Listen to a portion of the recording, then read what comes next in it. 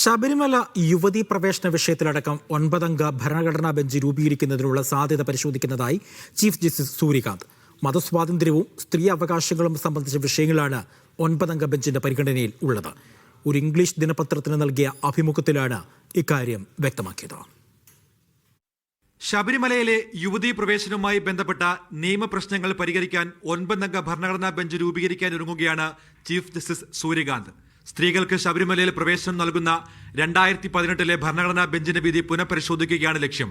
വിധിക്കെതിരെ വ്യാപകമായ പ്രതിഷേധം വന്നതിന് പിന്നാലെ അപ്പീൽ നൽകിയതോടെയാണ് പുനഃപരിശോധനയ്ക്കായി 9-അംഗ ബെഞ്ചിന് വിട്ടത്.